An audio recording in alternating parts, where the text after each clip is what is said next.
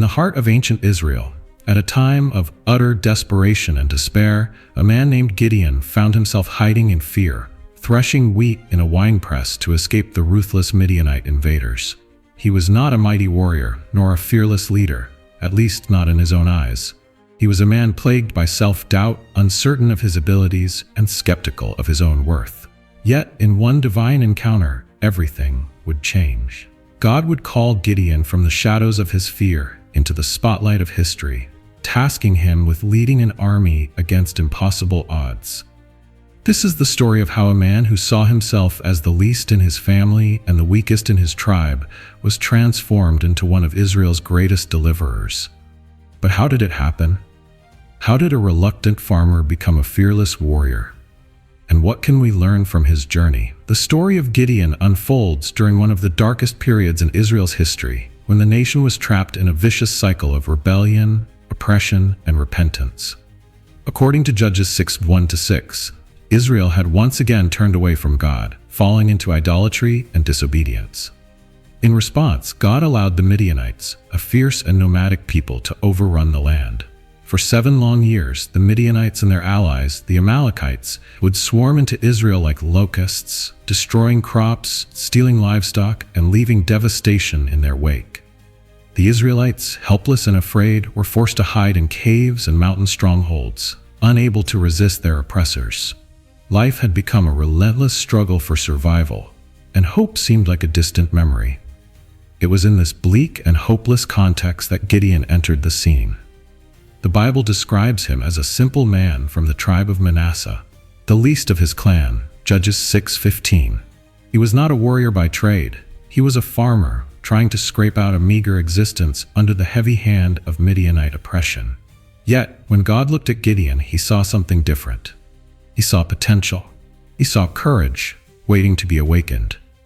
In Judges 6:12, the angel of the Lord appeared to Gideon and declared, "The Lord is with you, mighty warrior."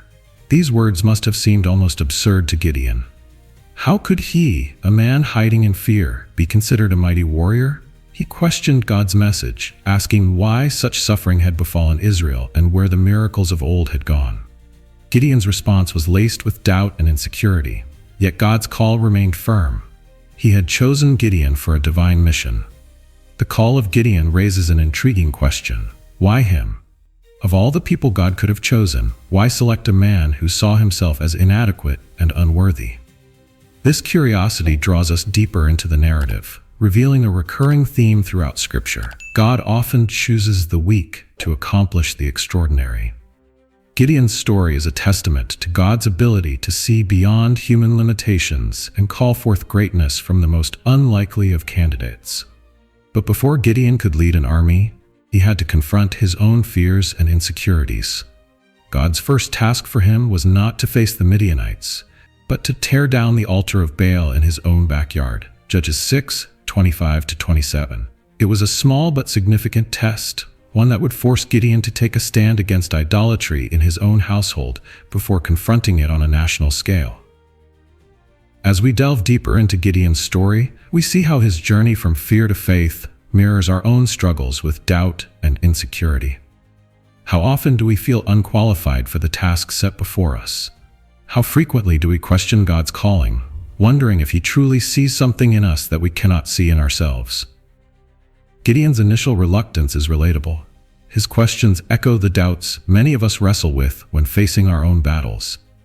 And yet, God's response to Gideon's hesitations is filled with patience and assurance. He does not rebuke Gideon for his fears. Instead, he provides reassurance, signs, and encouragement along the way. Gideon's story also reveals the transformative power of divine encounters. One moment in God's presence can redefine our identity and purpose. When God called Gideon a mighty warrior, it wasn't a reflection of who Gideon was at that moment, but of who he was destined to become. This is a powerful reminder that God does not see us as we are, but as we could be through His power and grace. What seemed impossible to Gideon was already a reality in God's eyes. The introduction to Gideon's journey leaves us with a compelling curiosity. How did he move from hiding in fear to leading an army of just 300 men to victory? What challenges did he face, and how did his faith evolve throughout his mission? Gideon's story is one of transformation, but it is also a story of struggle against doubt, against the enemy, and even against his own people. Each step in his journey presents valuable lessons about obedience, trust, and perseverance in the face of overwhelming odds. As we embark on this exploration of Gideon's life, we will uncover the depths of his transformation and the faithfulness of God in equipping him for the task ahead. From the initial call to his final days, Gideon's life stands as a powerful testament to what God can do through those who are willing to trust him, even when they feel inadequate. Whether we see ourselves in Gideon's fear or his eventual triumph, his story offers hope and encouragement for all who have ever doubted their own potential in God's plan. Gideon's story begins with a man hiding in fear, unsure of his place in God's plan. The Israelites were suffering under the oppressive hand of Midian, and hope was all but lost. But God's call to Gideon, "The Lord is with you, mighty warrior," Judges 6:12, set the stage for one of the most remarkable turnarounds in biblical history.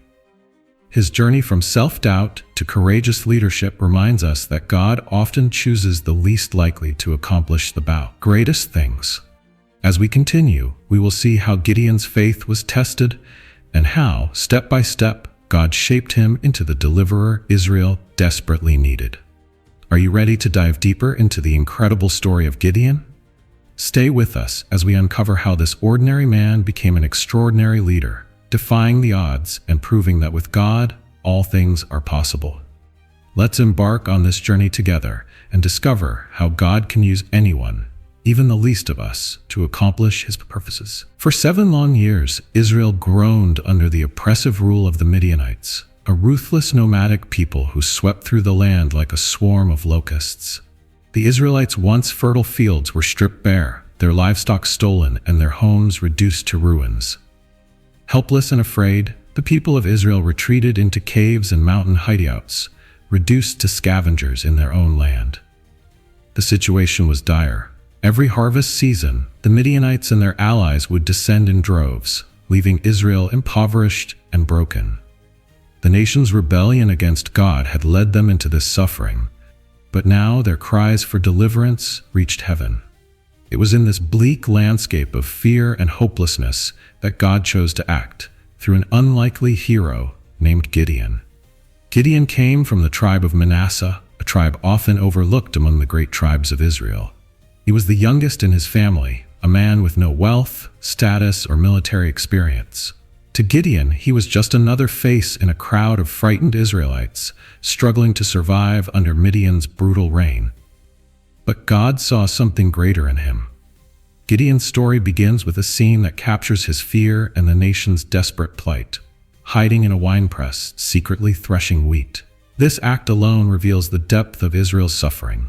Normally, wheat was threshed in the open, where the wind could carry away the chaff. But for Gideon, threshing in the open was a luxury he could not afford. The constant threat of Midianite raiders forced him into secrecy, a symbol of the nation's spiritual and physical oppression. It was in this hidden place of fear that Gideon experienced a life-changing encounter. As he worked, an angel of the Lord appeared and greeted him with an astounding statement. "The Lord is with you, mighty warrior." These words must have seemed almost laughable to Gideon. Mighty warrior? He was anything but. His immediate response was skepticism and doubt, questioning why, if the Lord was with Israel, they were suffering so terribly. Gideon's heart was burdened with questions. Where were the miracles of the past? Why had God abandoned them? He struggled to reconcile his present reality with the stories of God's mighty deliverance in generations before. Yet the angel's response was unwavering. God had chosen him to lead Israel out of oppression. This divine call was not based on Gideon's qualifications, but on God's sovereign plan. Despite the angel's assurance, Gideon's doubts remained. He pointed to his insignificance, highlighting his low status and lack of influence. But God's response was simple yet profound. "I will be with you." These words carried the weight of divine empowerment, echoing the promises given to leaders before him, Moses, Joshua, and others who had been called despite their weaknesses. God's presence was the only qualification Gideon needed. And yet, the journey from fear to faith would not happen overnight. Gideon, like many of us, needed reassurance. He asked for a sign, and in response, God demonstrated his power by consuming Gideon's offering with fire from the rock. It was a clear message that God's call was real, and Gideon was not alone. But before Gideon could lead an army, he had to confront the spiritual strongholds within his own household. The first test came in the form of a daunting task, tearing down his father's altar to Baal and cutting down the Asherah pole beside it. This was no small feat. Baal worship had taken root in Israel, and challenging it meant risking the wrath of his own people, even his own family. Under the cover of night, driven by a mix of fear and obedience, Gideon carried out God's command. He tore down the altar, built an altar to the Lord in its place, and offered a sacrifice in defiance of the false gods that had led Israel astray. When morning came, the town was in an uproar. They demanded Gideon's life for this act of rebellion, but his father, Joash, intervened, declaring that if Baal was truly a god, he could defend himself. This moment marked a turning point in Gideon's journey. He had taken his first step in confronting Israel's spiritual decay, and he had survived. Despite his obedience, Gideon's transformation was still a work in progress. Fear lingered, and doubts crept in. Yet with each step of faith, God strengthened him. Gideon's story teaches us that courage is not the absence of fear, but the decision to act despite it. His initial hesitation mirrors our own struggles in responding to God's call. How often do we question our abilities, our worthiness, or even God's presence in our lives? Gideon's journey is a reminder that God sees beyond our doubts and limitations, calling us into his purpose even when we feel inadequate. Key themes emerge in this phase of Gideon's life: fear, obedience, and transformation. Fear was a constant companion, but God's patience and reassurance helped Gideon take one step at a time. Obedience, though hesitant at first, became the catalyst for change. Gideon's willingness to tear down the altar of Baal demonstrated that faith is not just about belief, but about action and transformation. This process of turning a fearful farmer into a mighty warrior was not immediate, but gradual, shaped by each act of trust and surrender to God's plan. Gideon's call challenges us to examine our own lives. Are we hiding in fear, afraid to step into God's calling? Are there altars in our hearts that need to be torn down before we can walk in obedience? Gideon's story encourages us that even the most hesitant and doubtful among us can be used mightily by God. His journey from the winepress to the battlefield is a powerful testament to God's ability to transform ordinary individuals into extraordinary instruments of his will. As we move forward in Gideon's story, we will see how God's call to him extends beyond personal transformation to national deliverance. But for now, his first steps, his obedience in the face of fear, his willingness to confront the idols of his household, set the stage for greater things to come. Gideon's story reminds us that God's call often begins in the hidden places, in the ordinary tasks of life, where he meets us and speaks words of identity and purpose. It is there, in the threshing floors of our own struggles, that he calls us mighty warriors and invites us to step into his plans with faith and courage. After taking his first steps of faith by tearing down the altar of Baal, Gideon's transformation from a fearful farmer to a leader of Israel was beginning to unfold. However, the challenge ahead was far greater than he could have imagined. The Midianites and their allies, the Amalekites and other eastern peoples, had once again gathered in the valley of Jezreel, prepared to ravage the land and crush any resistance. Their numbers were overwhelming, described in Scripture as thick as locusts, with camels more than could be counted. Faced with this terrifying reality, Gideon's faith was still fragile. Yet, empowered by the Spirit of the Lord, he took a decisive step forward, summoning the warriors of Israel to rally for battle. In Judges 6:33-35, we see Gideon blowing the trumpet, a call to arms that echoed throughout the land. This act in itself was a powerful demonstration of courage and faith. The same man who once cowered in fear was now stepping into the role of a leader, trusting in God's calling. The response was astounding. The Abiezrites, his own clan, were the first to respond, a sign that his earlier act of tearing down Baal's altar had begun to inspire those closest to him. Soon, warriors from the tribes of Manasseh, Asher, Zebulun, and Naphtali followed, answering the call to defend their nation.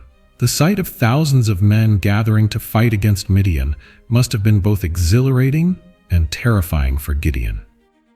On the outside, it appeared that Israel was ready for war, but inside, Gideon was still wrestling with doubts.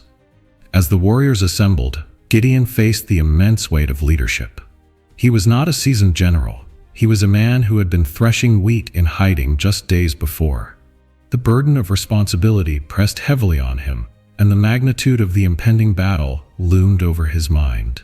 Though the army had gathered, Gideon questioned whether he was truly the right person for this task. Would God really deliver Israel through him?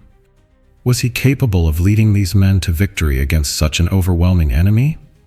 His heart, though stirred by courage, still sought reassurance from the one who had called him. This moment in Gideon's journey teaches us a crucial lesson. Faith often requires action before feelings of confidence set in. Gideon's willingness to summon an army, despite his lingering doubts, shows that obedience to God's call is often the first step toward overcoming fear.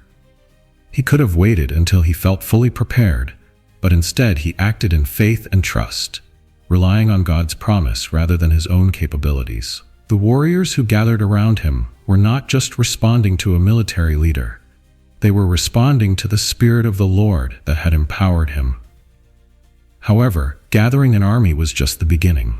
The real test lay ahead. The Midianites were not just a physical threat. They were also a spiritual reminder of Israel's failure to trust God in the past. Gideon's leadership was not simply about strategy and battle plans. It was about restoring Israel's faith in the Lord. Each warrior who arrived at the camp brought with him his own fears, doubts, and hopes. Gideon's challenge was not only to lead them into battle, but to unite them under the banner of trust in God's power. In our own lives, we often face moments where we are called to step forward in faith even when we feel inadequate.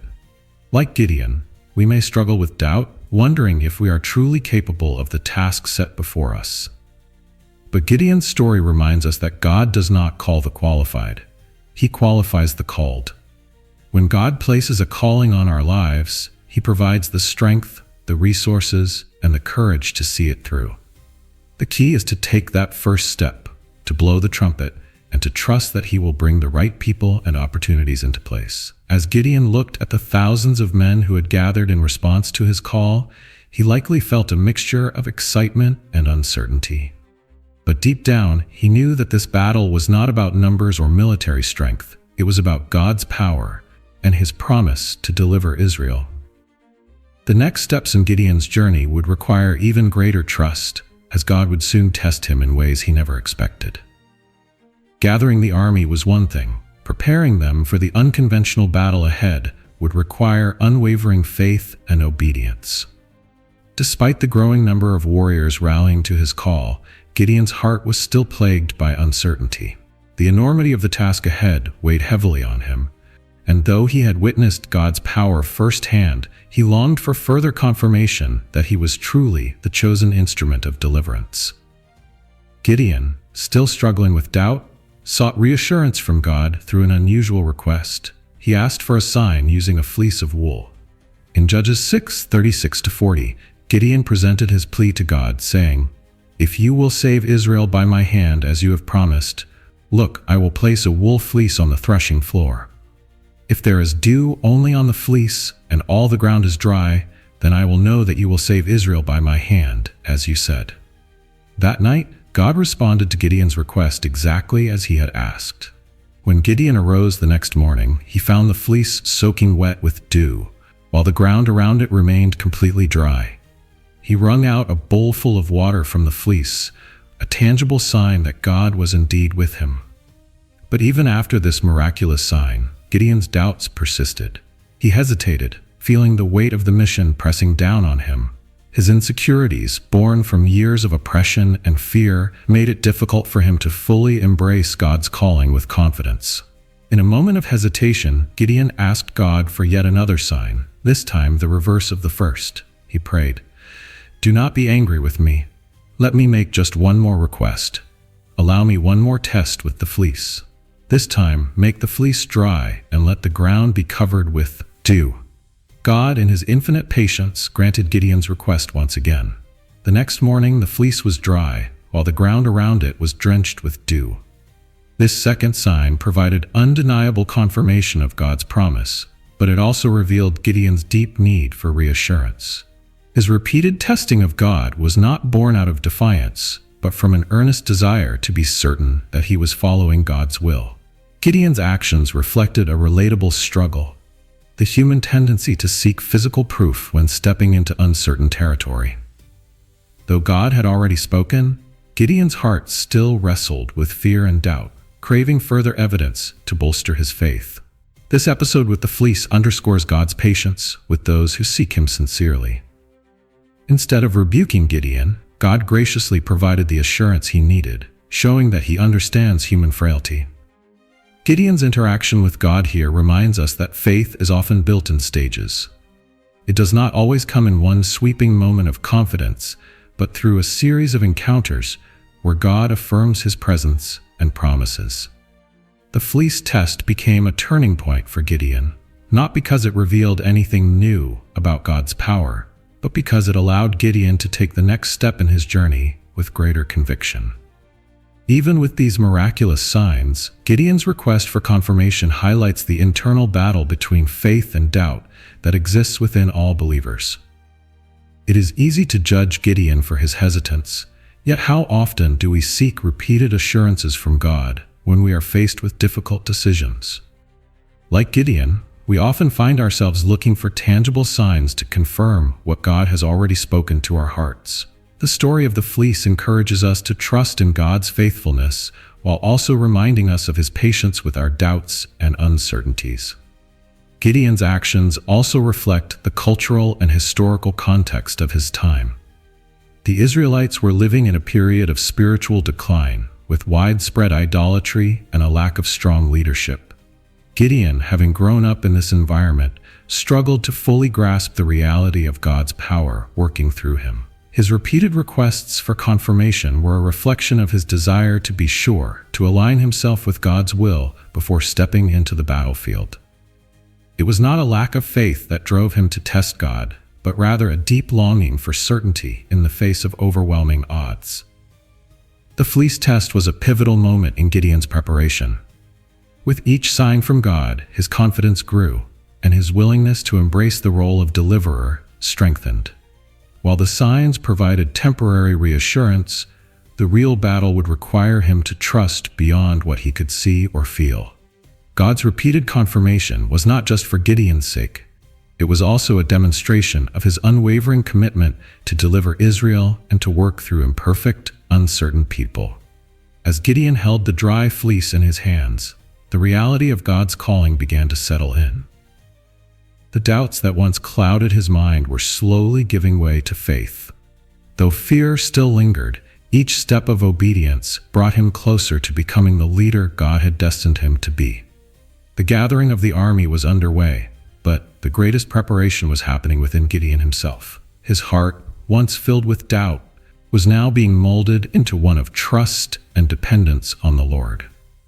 As Gideon stood before his assembled army, he must have felt a sense of relief. 32,000 men had answered his call to arms, a considerable force that could potentially face the Midianite invaders. However, God had a different plan, one that would make it undeniably clear that Israel's victory would come through divine intervention, not military strength. The Lord spoke to Gideon, saying, "You have too many men for me to deliver Midian into their hands. In order that Israel may not boast against me that her own strength has saved her, announce to the army, anyone who trembles with fear may turn back and leave Mount Gilead." Gideon, likely stunned by this unexpected command, obeyed. He addressed the troops, offering those who were fearful the opportunity to leave. As he watched, 22,000 men turned and walked away, leaving only 10,000 remaining. The sudden departure of more than two-thirds of his army must have been a crushing blow to Gideon's morale. But God was not finished. Despite the drastic reduction, he declared that even 10,000 men were still too many. The Lord commanded Gideon to take the remaining soldiers to the water and put them to a test. Those who lapped water like dogs, bringing it to their mouths with their hands, were to be separated from those who knelt down to drink directly from the stream. When the sorting was complete, only 300 men remained. The rest were sent home. The sight of thousands of men walking away while only a small remnant remained would have been unnerving. Human logic would have deemed such a decision reckless and suicidal. But God's ways are higher than human understanding. The reduction of the army was not a punishment, it was a lesson in dependence. By whittling down the numbers, God was ensuring that when victory came, it would be attributed to His power alone, and not to the strength of human warriors. Gideon's thoughts must have been racing as he looked at the vastly outnumbered 300 men left in his camp. The Midianites, whose numbers were described as too numerous to count, stood in stark contrast to this meager force. Fear, doubt, and uncertainty may have crept back into Gideon's heart, but he did not resist God's plan. Though it defied all logic and military strategy, he submitted to the divine command. The remaining 300 were not elite warriors or experienced soldiers. They were simply men chosen by God's criteria, not human standards. The test of drinking water at the stream may seem arbitrary, but it carried deep significance. Those who lapped water while keeping their eyes alert and remaining on their feet demonstrated a readiness and vigilance that would be crucial in the coming battle. These men had an instinct to stay aware of their surroundings, symbolic of the spiritual posture needed to trust in God's plan. In contrast, those who knelt down to drink with both hands were sent home, not because they were weak, but because God was crafting a specific narrative, one of faith and dependence, not numbers or might. Gideon's acceptance of this radical reduction showed his growing trust in God's direction. Earlier, he had sought confirmation through the fleece, but now he faced an even greater test of faith, walking into battle with a force that appeared laughably small. Yet, he obeyed, without question. The process of refining the army was not just about numbers. It was about preparing Gideon's heart to rely entirely on God. He was being trained to lead not by human wisdom, but by divine instruction. As the remaining 300 men gathered their supplies and prepared for what lay ahead, the tension must have been palpable. They were about to face an army that vastly outnumbered them, and they had no assurance of success other than the word of the Lord. But God's purpose was clear: to demonstrate that victory belongs to Him alone. Each soldier who remained was now part of a story far greater than themselves, a testament to God's power working through human weakness. As Gideon stood with his 300 men, the weight of their overwhelming disadvantage against the Midianite army loomed heavily. The Midianites and their allies were encamped in the valley below, their numbers so vast they resembled swarms of locusts covering the land. Fear still gnawed at Gideon's heart, but God in His mercy provided reassurance in an unexpected way. That night the Lord spoke to Gideon, telling him to go down into the enemy camp and listen. "If you are afraid to attack," God said, "go down to the camp with your servant Purah and listen to what they are saying. Afterward, you will be encouraged to attack the camp." With cautious steps, Gideon and Purah crept toward the edge of the Midianite camp. As they drew near, they overheard a conversation between two enemy soldiers. One of them recounted a troubling dream he had experienced: a loaf of barley bread tumbling into the Midianite camp, striking a tent with such force that it overturned and collapsed. His companion responded with alarm, interpreting the dream as a sign of impending defeat. This can be nothing other than the sword of Gideon, son of Joash, the Israelite. God has given the Midianites and the whole camp into his hands. Gideon's heart must have raced as he realized the significance of what he had just heard. This was no mere coincidence. God had orchestrated this moment to strengthen Gideon's wavering faith. The image of a barley loaf, a humble and inexpensive food often associated with the poor, symbolized Gideon himself. It was a reminder that God delights in using the weak to confound the mighty. The interpretation of the dream by an enemy soldier further confirmed that fear had already taken root within the Midianite camp. What had seemed like an insurmountable force now appeared vulnerable, shaken by divine intervention. Hearing this, Gideon fell to his knees in worship. His doubts and uncertainties gave way to the realization that victory was already assured. He returned to the Israelite camp filled with a newfound confidence, rallying his men with the news, "Get up! The Lord has given the Midianite camp into your hands." The warriors, perhaps still apprehensive at their small numbers, found encouragement in their leader's renewed faith. No longer questioning or seeking further signs, Gideon was now fully prepared to lead his men into battle with unwavering trust in God's plan. God's strategy for the battle defied all conventional tactics. Instead of swords and shields, Gideon armed his men with trumpets, empty jars, and torches hidden inside them. The plan was not based on military might but on psychological warfare designed to create confusion and panic among the enemy. Dividing his 300 men into 3 groups, Gideon positioned them around the Midianite camp under the cover of night. At his signal, they were to blow their trumpets, break the jars to reveal the torches, and shout, "For the Lord and for Gideon." The scene must have been surreal. 300 men armed with seemingly insignificant objects standing against a countless horde of seasoned warriors. Yet Gideon obeyed without hesitation, his confidence firmly rooted in the Lord's promise. As the men took their positions, anticipation filled the air. In the dead of night, when the Midianite camp was deep in slumber, Gideon gave the order. The sound of trumpets shattered the silence, the smashing of jars echoed through the valley, and the sudden burst of light from the torches created an illusion of a massive invading force. Panic erupted within the Midianite camp. Confusion and terror spread like wildfire as the startled soldiers, unable to distinguish friend from foe in the darkness, turned their swords against one another. Cries of fear and chaos filled the air as they fled in disarray, trampling over one another in their desperate attempt to escape. What should have been an easy victory for Midian became a devastating defeat at their own hands. The mighty army that had once terrorized Israel was now fleeing for their lives, pursued by the 300 men whom God had chosen. With the assurance of God's promise ringing in his ears, Gideon moved swiftly to execute the unconventional battle plan that had been given to him. He divided his 300 men into 3 groups, positioning them strategically around the Midianite camp.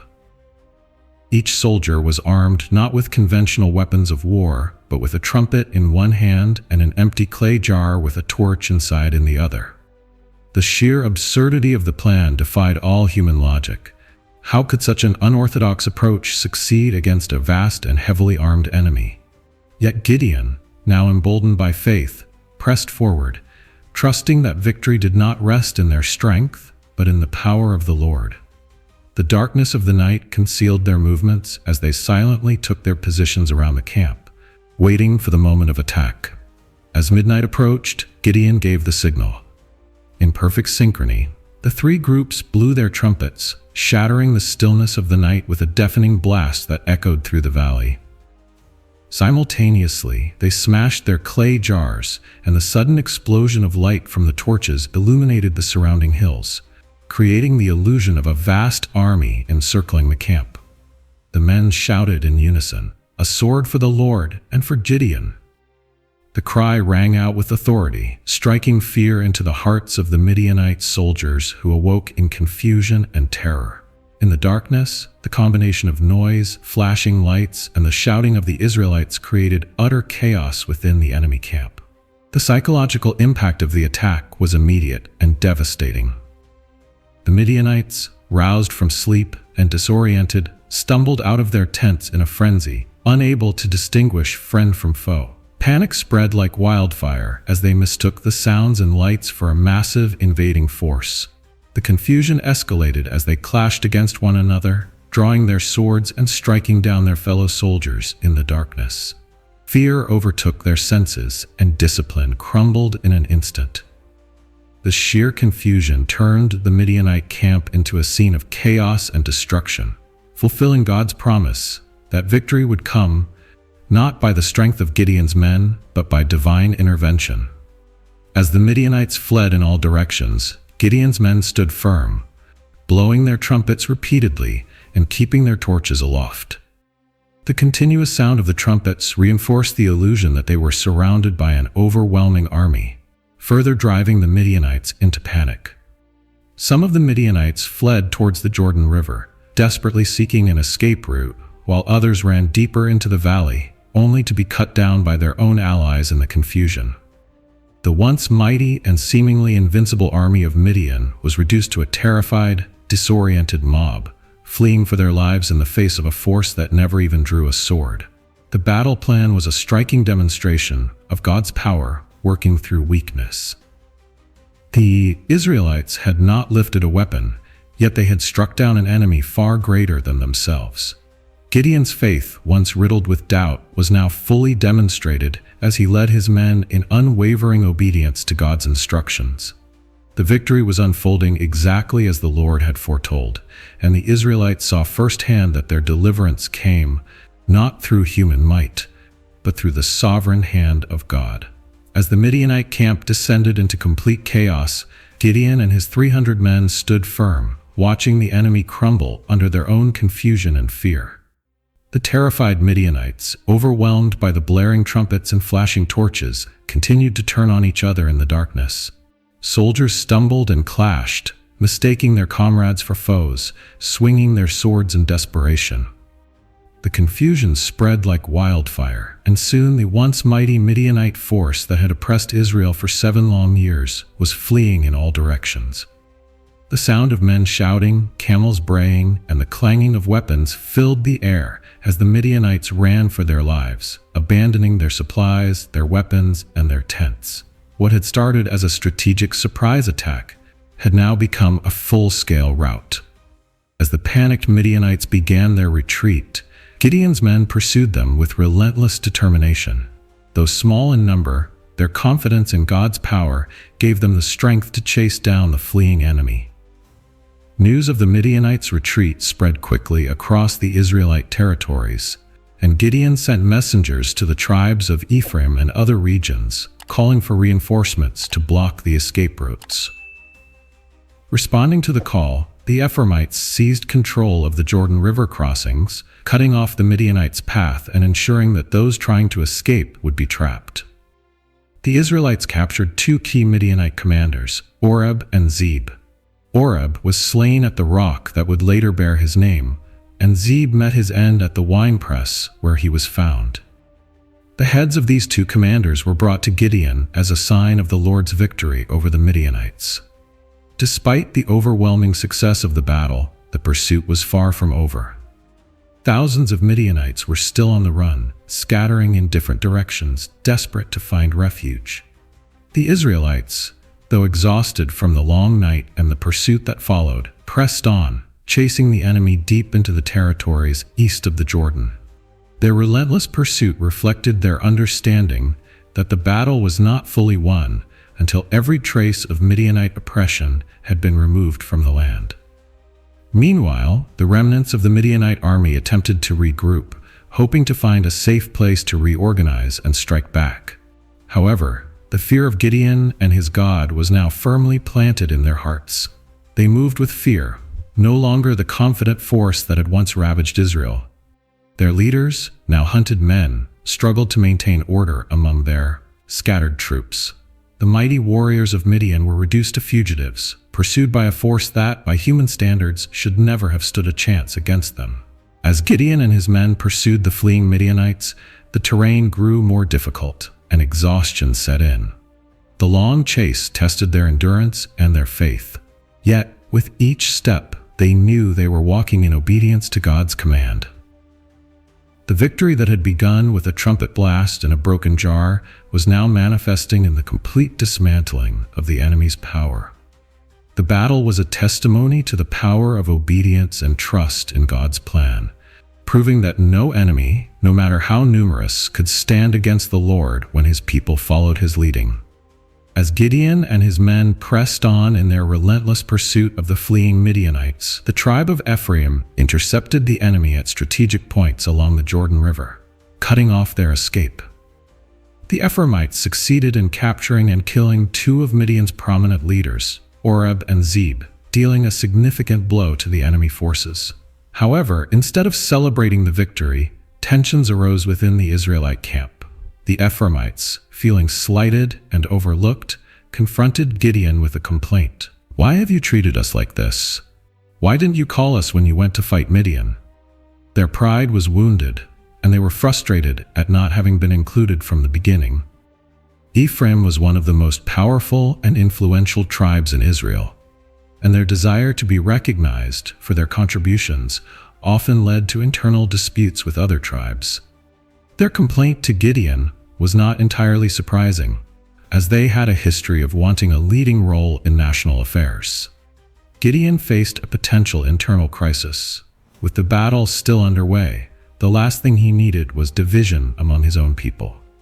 A disagreement with the powerful Ephraimites could derail the momentum of the victory and sow discord among the Israelite forces. Gideon, however, responded with remarkable wisdom and humility. Instead of escalating the conflict or responding with anger, he chose to appease the Ephraimites by flattering them and downplaying his own achievements. He replied, "What have I accomplished compared to you? Aren't the gleanings of Ephraim's grapes better than the full grape harvest of Abimelech?" By comparing their success to his own efforts, he reassured them that their role in the battle was just as, if not more, important than his. He praised them for their capture of Oreb and Zeb, highlighting their contribution as crucial to the overall victory. Gideon's response diffused the situation and turned away their anger, allowing the focus to remain on the task at hand. Gideon's diplomatic approach not only preserved unity among the Israelites, but also reflected his growing leadership maturity. Though he had once doubted his own abilities and questioned God's call, he was now demonstrating wisdom in handling interpersonal conflicts that could have weakened their efforts. His words soothed the Ephraimites' pride, ensuring their cooperation rather than opposition.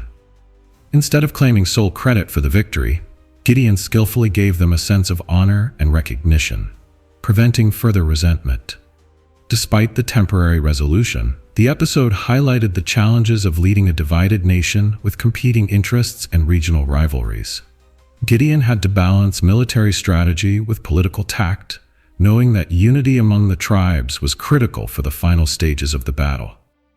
The incident with Ephraim also revealed the deeper issue of pride within the nation. Despite the miraculous victory God was providing, human nature still craved recognition and status.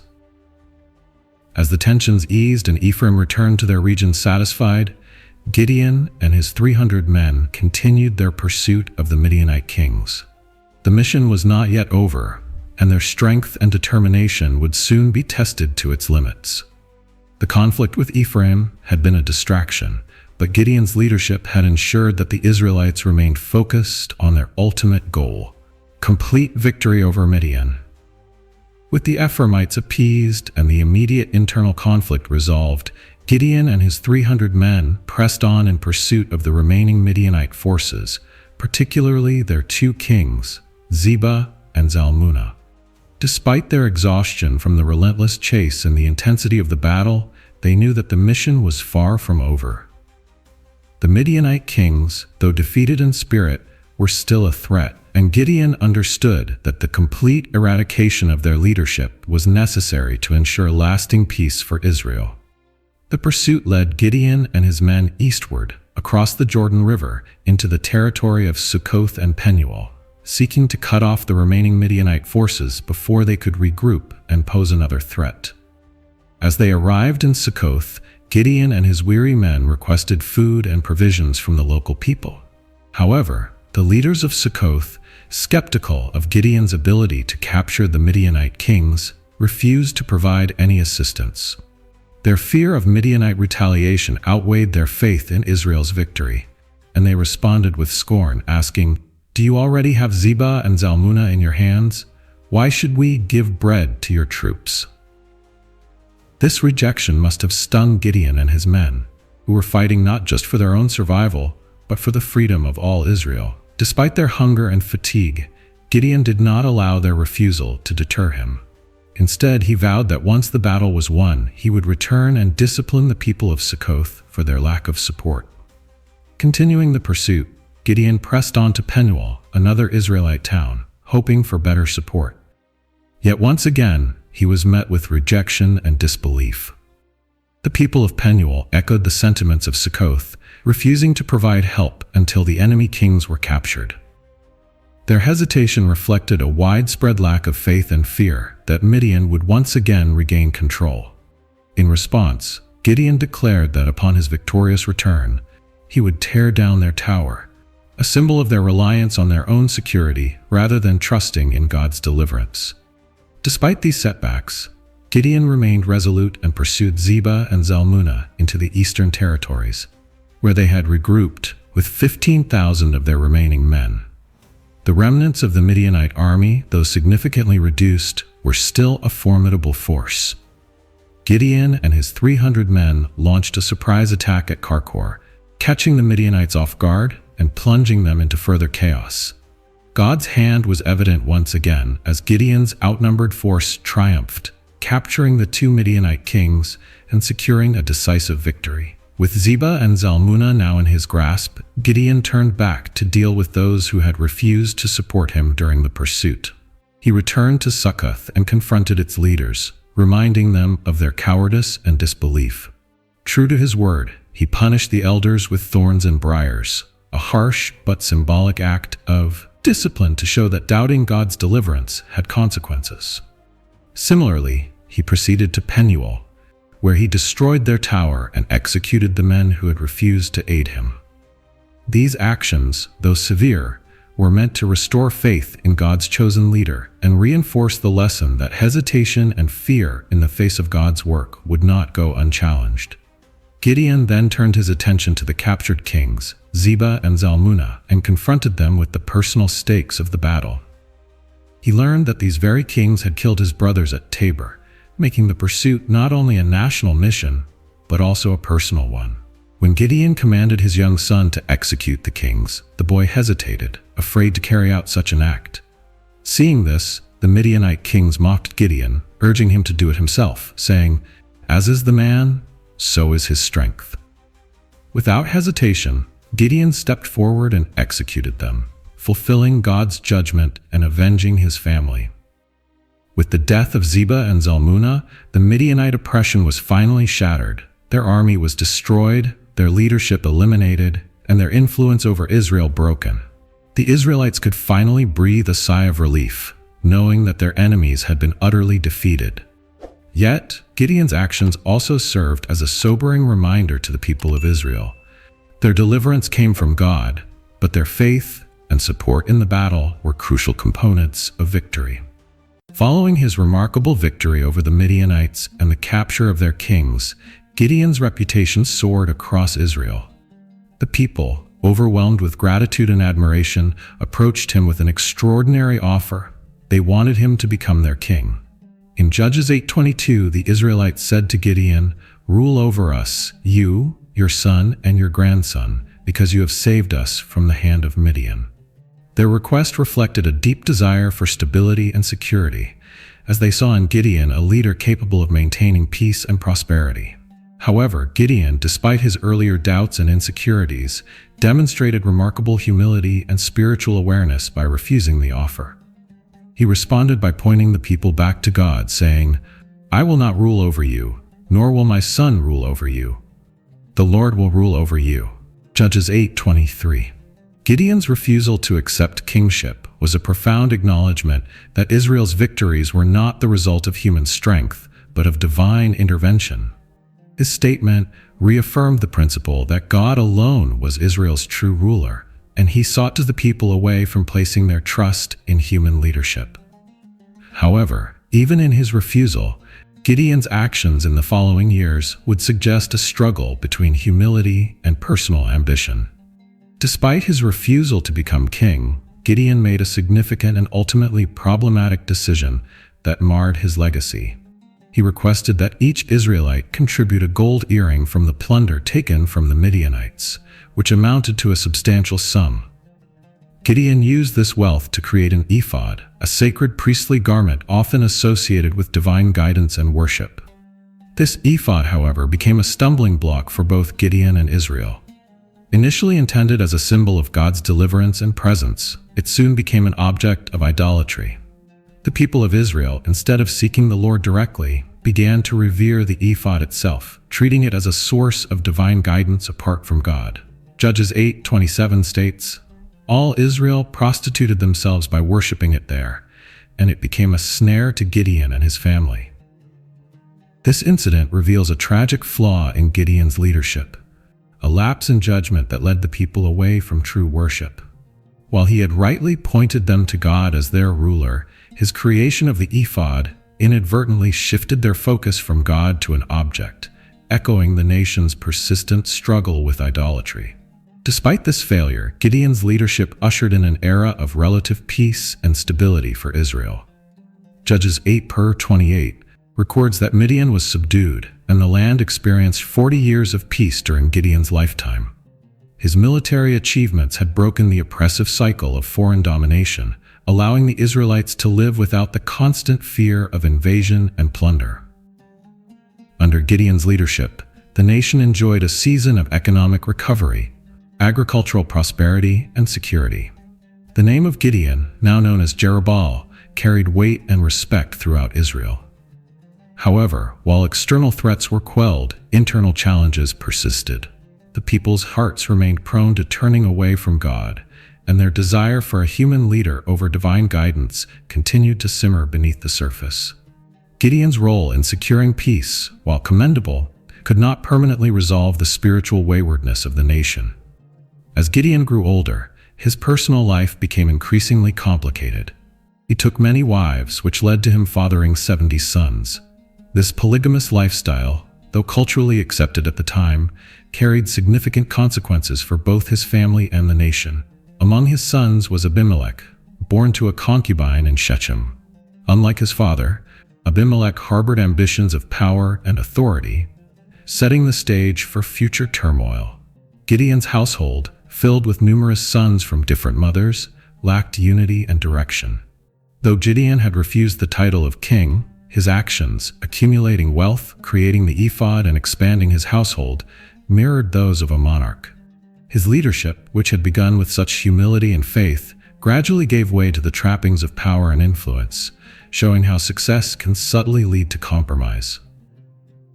Gideon's death marked the end of an era of peace, and without his leadership, Israel quickly returned to its old patterns of rebellion and idolatry.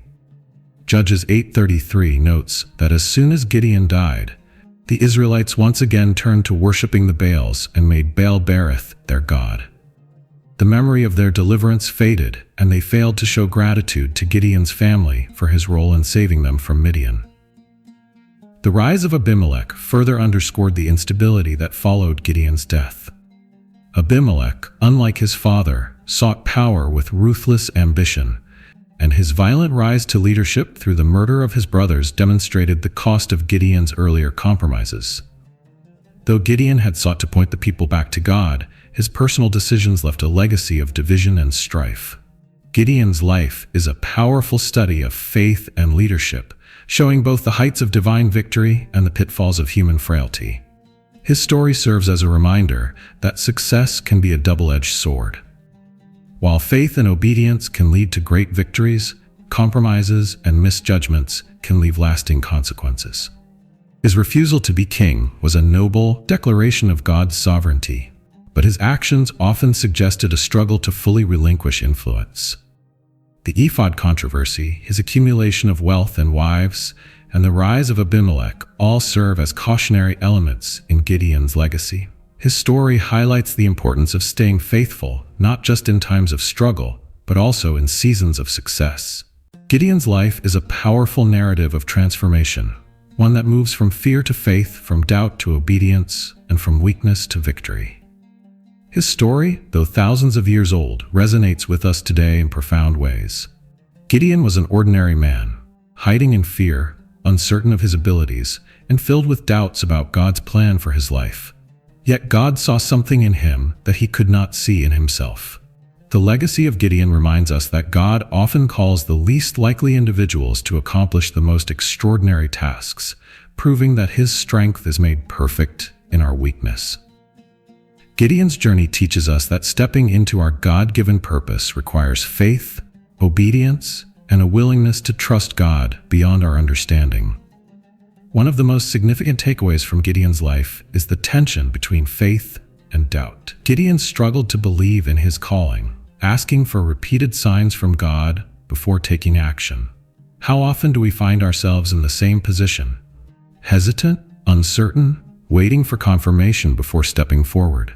Yet, God was patient with Gideon, reassuring him every step of the way. This shows us that God understands our fears and meets us where we are, providing the encouragement we need to take the next step in faith.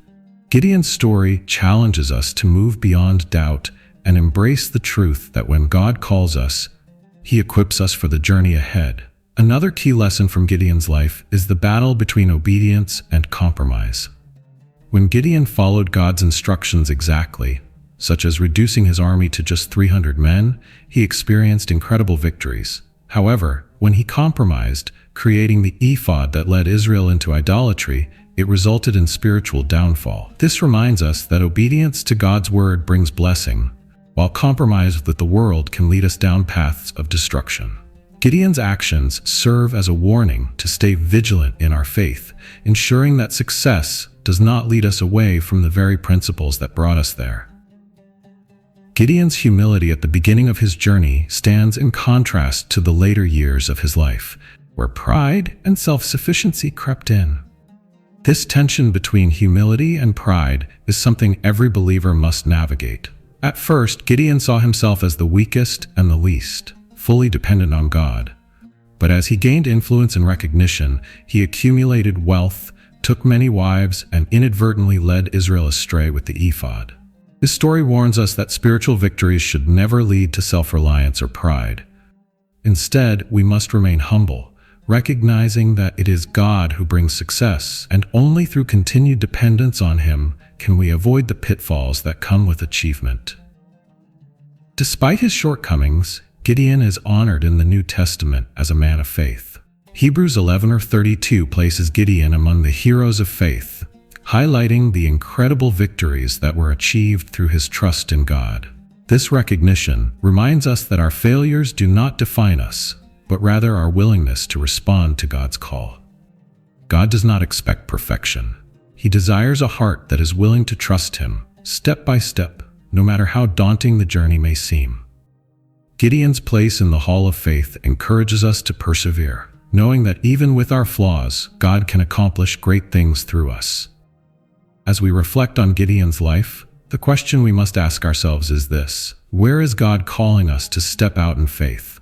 Are we hiding in fear, waiting for the perfect circumstances, or are we willing to trust God and move forward despite our doubts? Gideon's story serves as a powerful call to action, reminding us that God sees potential in us that we cannot yet see in ourselves. No matter how small or insignificant we may feel, God is with us, calling us to rise up and fulfill the purpose He has designed for us. Now, as we close, I want to take a moment to pray with you. I invite you to repeat after me as we ask God for strength, guidance, and faith to trust Him in every challenge we face. Let's pray together. Dear Lord, I thank You for the lessons I have learned today from Gideon's life. I confess that, like Gideon, I sometimes struggle with fear and doubt, but today I choose to trust You and step into the calling You have for me. Help me to obey You fully, without compromise, and to remain humble in all my victories.